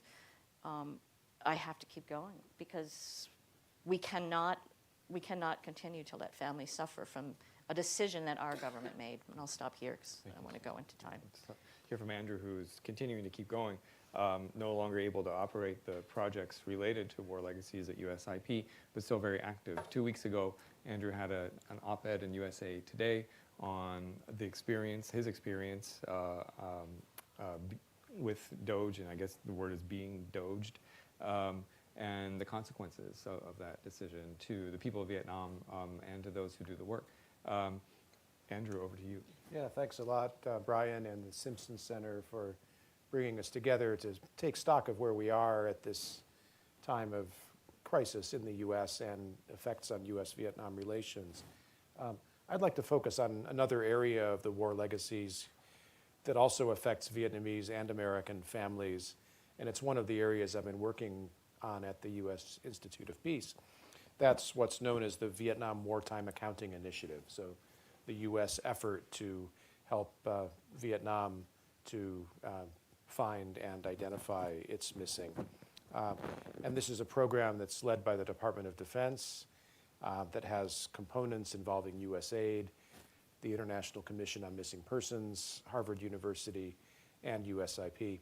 And this came about through bipartisan congressional support, including the leadership of Senator Leahy, starting in 2021. So this is significant because it affects so many families. The number of Vietnamese missing, we don't have exact figures, estimated at over 180,000, plus another 300,000 of unidentified remains in martyr cemeteries across the country. There are U.S. MIAs still unaccounted for, over 1,500, and an unknown number of missing from the Republic of Vietnam, South Vietnam, after the war. And these are all related to each other because remains are found at the same battlefield locations, and because information about one missing person can lead to information about others from other sides. When American veterans bring information over to Vietnam and share that, they come back with potentially information about American missing and vice versa. And just as veterans of different sides shared common experiences of war that they can exchange when they meet afterwards, families of the missing are affected profoundly by this experience. And when they meet together and share their stories, that's a real potential for understanding and reconciliation. And that's true both between Vietnamese and Americans and also among Vietnamese. Of course, there's no way that we can ever identify and recover all of the missing, but even a small percentage is significant, and every case is significant for the families. So as part of the Wartime Accounting Initiative at USIP, we've brought together groups of U.S. veterans who have information about mass graves from battlefields in South Vietnam that they were present at, with Vietnamese researchers who work as volunteers to find this information and share it, with the Vietnam Martyrs Families Support Association, so an association led by a retired general that represents Vietnamese families. And we've also worked with Vietnamese Americans who are looking for information and are interested in preserving and maintaining the Bien Hoa Cemetery that we heard about from Ambassador Osius and so on. And so last summer, a U.S. veterans and families delegation that we brought to Vietnam led to identifying locations of more than 20 mass graves, identification of over 100 fallen soldiers, most of them from Loc Ninh up in what was known as the Iron Triangle, and potential more than 2,000 others that can be recovered. So that's the physical progress. I think we also measure the relationships that are built as a result. The dialogues that have occurred, both organized at USIP and sort of self-organized and at Stimson and many other places. Bringing together, retired Vietnamese military with retired US military, Vietnamese Americans, the director of the Defense POW MIA Accounting Agency, and others.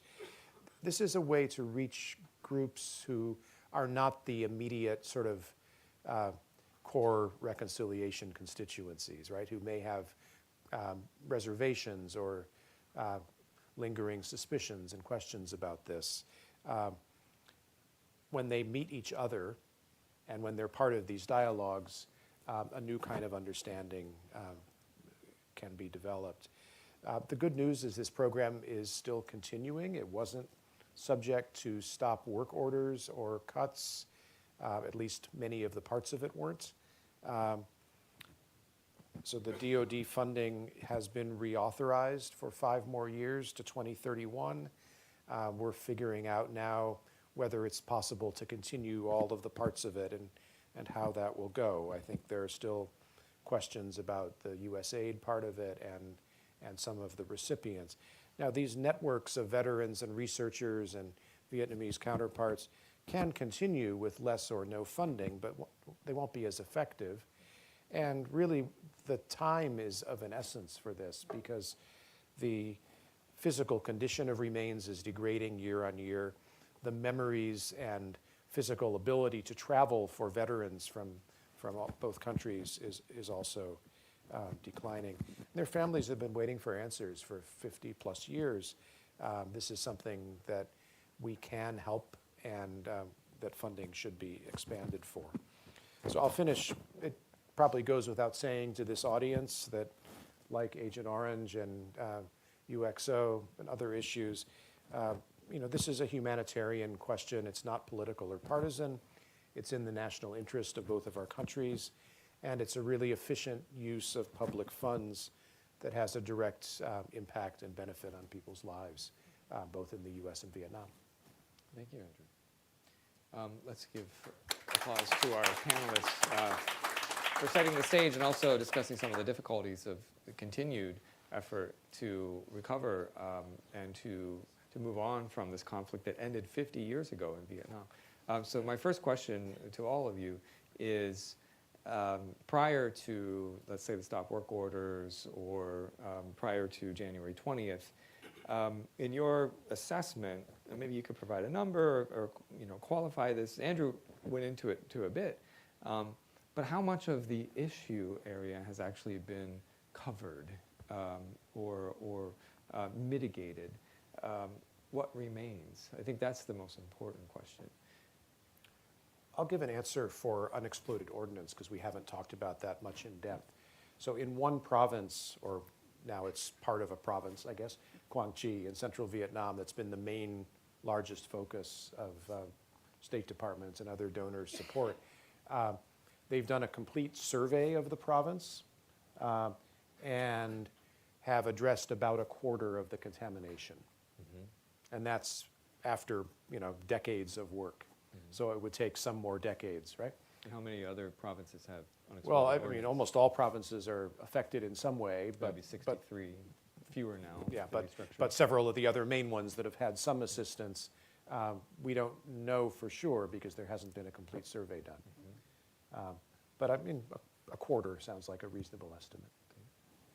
I could just jump in and say that although the clearance is a monumental task, decades into the future, but a lot of progress that you might comment on in Quang Tri province is in mine awareness. That is how people can learn to live more safely even as they go about their daily lives. And a decline in casualties from UXO from hundreds to now just a handful a year, which is still too many. Right. and this is progress Yes. on UXO. All of this is progress. I just add on dioxin. Dioxin is different. UXO is scattered everywhere randomly, very hard to find systematically, or very expensive. We know that, however, dioxin is only at originally 3 former US bases, but 85% of the contaminated soil is at one base, at Bien Hoa, just north of Ho Chi Minh City. And Charles, just to illustrate, this is where the barrels were stored, right? And the idea is that they leaked or... Well, it's worse than that. Okay. Barrels. Why is it all there in these concentrated areas? Just to give you some idea of the volume, at the height of the 60s, the US government had requisitioned every chemical company in the US to make these herbicides, every one. And in fact, some of them, like Monsanto, went out and built whole new factories just devoted to this. So and it was all stored in 55-gallon steel drums in the various formulations, had different colored bands. Agent Orange is the most common. They were shipped down to Gulfport, Mississippi, put on barges, sent through the Panama Canal, all went to Vietnam, and then went to 3, basically a whole number of military bases, but 3 in particular, where over a long period of time, because people who were doing this were told it was harmless, so they were very careless. In the case of Bien Hoa, why is it 85%? It was used the longest, and because there was actually a tank farm there with large, think of a oil refinery, big tank, steel tanks, filled with these herbicides, and one burst in 1971, and hundreds of thousands of gallons just kind of leaked out. So what we have today is we have contaminated soil. Imagine a dump truck, large dump truck. Imagine that you line these dump trucks up running through the city of Washington. How far out, going out to Seattle, where I came from, would you have to go before you ran out of this line of dump trucks? Well, I'm not sure, but the number of dump trucks you would need to move this stuff from where it is in the ground to a treatment facility is about 48,000. 48,000 dump trucks worth of highly contaminated, really bad for you, dioxin-contaminated soil. That's what's at Bien Hoa. And that's why it's so important to clean it up, because it is a danger. And the US and Vietnam have this huge project, which was scheduled to go on for a decade, and is in phase 1, which will end in 2027 with about 40% of this contaminated soil will have been treated by that point. So first, and with the stop work order, they stopped work. The American contractors, Vietnamese, everyone stopped work for 2 months. And this was during the dry season when you can have to do this work. It's too dangerous to do it during the rainy season. So they stopped work. They resumed. Funding is still, well, still promised. But they probably won't meet their targets of getting 40% of it treated by 2027. And then there's phase 2, which is to deal with the other 60%. So this is a very clear and focused, progress. Cleaned up Da Nang. We're very happy Da Nang is a modern airport free of dioxin. Cleaned up Phuket with the help of UNDP. Same story. Bien Hoa is where the dioxin is, and we need to continue until it's all destroyed. Susan. Yes. So now we're going to go to, and some of you have already alluded and illustrated this, post January 20th, with President Trump in the White House now, should we have the impression that all work on this has stopped? What is moving forward? What has rebooted? And then what remains? Well, the dioxin cleanup, for one, has started, but when it comes to the programs for victim assistance, most of those never restarted after the work shut down, partly because some of them were ending in May or June. So the last 6 months of their project just stopped, and nothing has gone forward. So the sense is like those were the low-hanging fruits. Cuts could be made because there are only 6 months left. Yes. Let's get rid of them. Yeah. Okay. And then a few were expanded until the end of this fiscal year, so the end of September. That's the inclusion project that HI is doing, which is providing training and support for people with physical disabilities and rehabilitation services and a few other projects. But what I want to also point out is that Agent Orange was also sprayed in Laos to a lesser extent than in Vietnam, of course, but it impacted very rural ethnic minority areas along the former Ho Chi Minh Trail. And people in Laos had still today have no access to medical care. Whereas in Vietnam, a lot of the people who've been impacted by Agent Orange do get into the medical system. They don't get the full support that they need necessarily if the programs aren't there, but they are getting into the medical system. But in Laos, just across the border, I have been working with children who are in their 20s, well, their 20s, 30s, 40-year-olds, who were born with a very simple birth defect, a cleft lip, cleft palate, club foot, who never saw any medical care. And thank God for Senator Leahy, just before he retired, he put into the budget $1.5 million a year over the last 3 years to expand the disability project that the Lao had been doing with World Education, and to these areas that were heavily sprayed by Agent Orange. And those projects were just underway.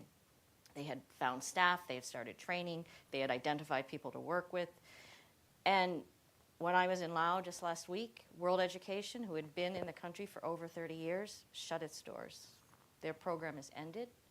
There's no more funding for their work on disabilities. They were also helping victims of unexploded ordnance. That work also was ended for them, though it is being absorbed into another project.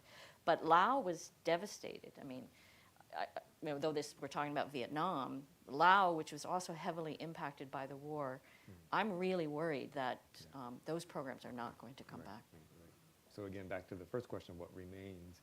This war happened in Laos and Cambodia as well, and the issues that are present, by and large, in Vietnam are by and large present in those two countries as well.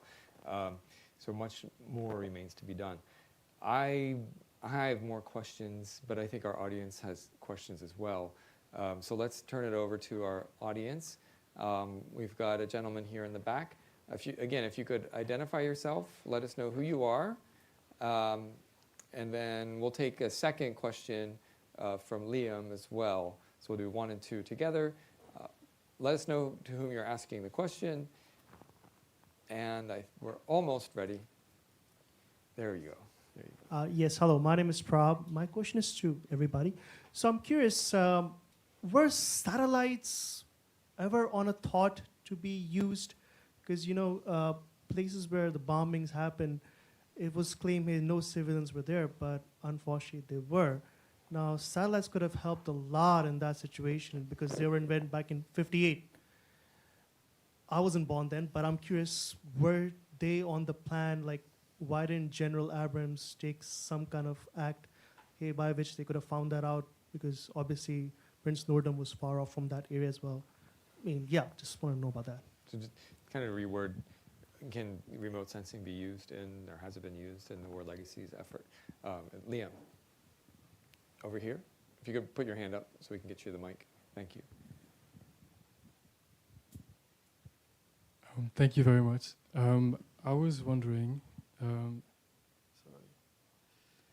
now that we see that there's a mature reconciliatory partnership with Vietnam and the US, what role can this continue to underline the next decade of Vietnamese and US partnership in shaping the way that is both respectful and strategic, as well as lend better understanding towards things as well with you, Brian, with sustainability and resilience of the people, the small-scale people that remain to live in the Mekong Delta and on the border between countries such as Laos and Cambodia that also can benefit from the knowledge sharing that the US has been able to provide with Vietnam in their relationship.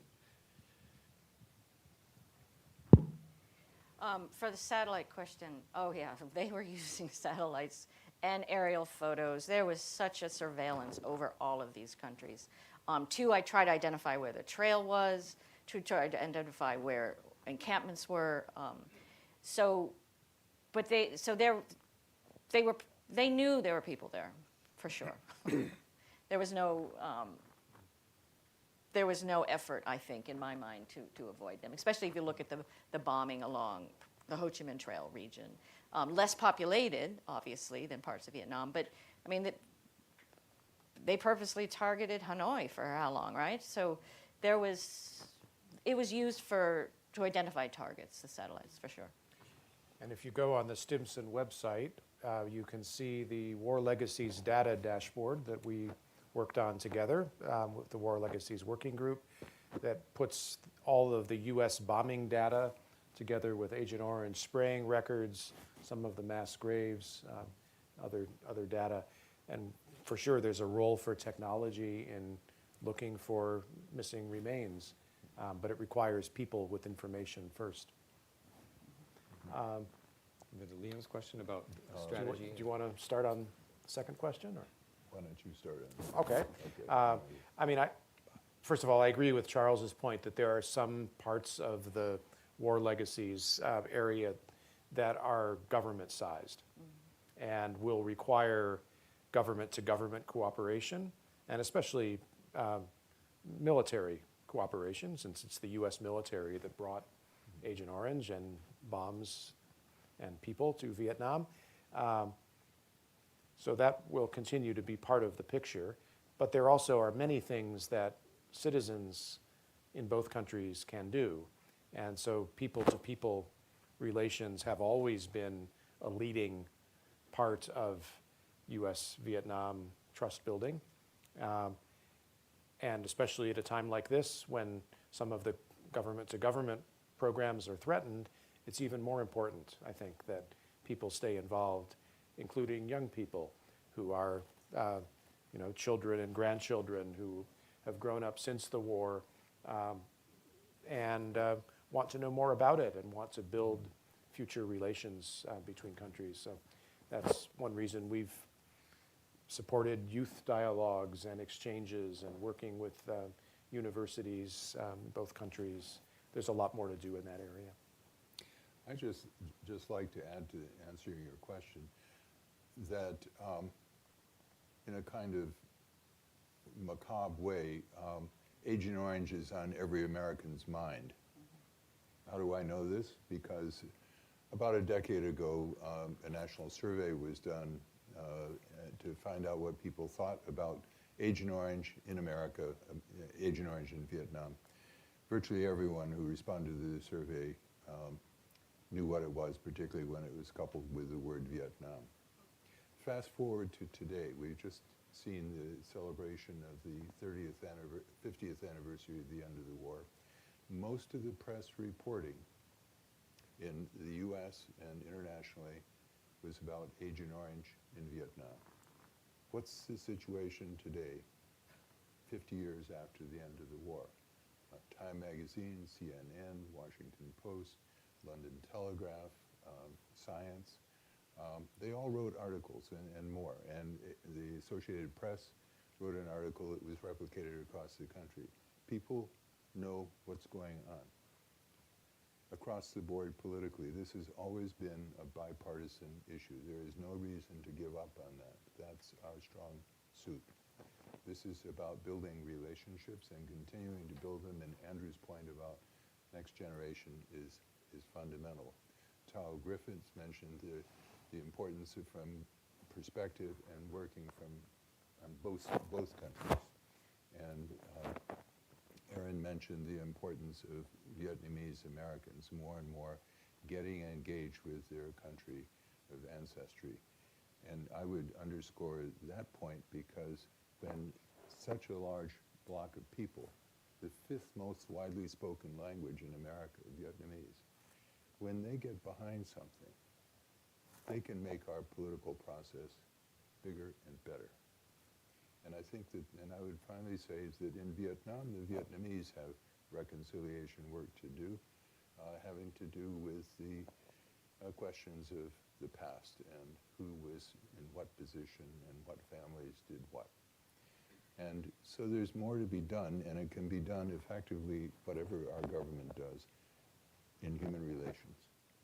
and doing things like what the Vietnam Society is doing, what Tao is doing, what Ted Osius, who leads the U.S. ASEAN Business Council, are doing. These are all opportunities to reach out to people and show them, like Ted's example of the man who kept saying, I was in a camp for 11 years, to show empathy, to show understanding, and to listen.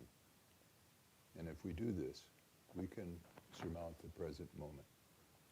And I just add that Thank you, Charles. that people care.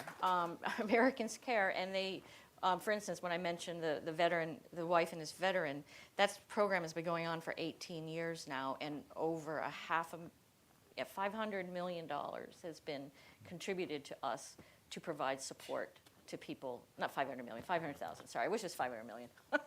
500,000, and that has gone directly to support families in Vietnam who've been impacted by Agent Orange. And one of the pieces that came out in February after the aid cut was by Damien Cave from the New York Times, where he described a woman who had severe disabilities, who was one of these USAID recipients who was supposed to get a new computer for her graphic arts program, a small company that she was building. And readers of the New York Times, they reached out to Damien. They found out, they asked, how can we help? And they put him onto my organization. He put him onto me, and we got over $18,000 in a matter of a few weeks to not only give Zim her computer, but she also got a new electric wheelchair, and 15 other women who were part of that project who had been gutted when the aid was cut and were no longer getting the support. We were able to, with those donations. I mean, people, and to the one, all of the people who donated said, this is our responsibility. As an American, this is our responsibility. And that's why I'm donating $10, $15, some a few $1,000s. I mean, the amount ranged, but they just wanted to put their money in there to be responsible when the U.S. at that point was not doing their job. Thank you, Susan, and thank you, Charles. So both of you have kind of summarized good closing remarks, so I don't think I need to provide closing remarks. And particularly Charles' remarks were inspiring, I think, particularly for the younger generations. And much work still needs to be done, right? We're at a difficult time right now where not only do you have to reteach the new administration about these issues, but you really need to make the cases as to why they're important practically, important for this really important bilateral relationship between the U.S. and Vietnam, and also from a humanitarian standpoint. So the challenge is even higher at a time where we have fewer resources. But I know all of you here on the panel, folks like Ted and Tao and Aaron, aren't going to give up the fight. Those of you who have joined us here who also dedicated your lives and your professional careers to this effort, I commend all of you. And just shifting to close here, I want to thank all of you for coming out today to our event. I hope this was insightful, caught you up a bit on this really important issue area where there's so much more work that needs to be done to drive the bilateral relationship forward and to address War Legacies issues.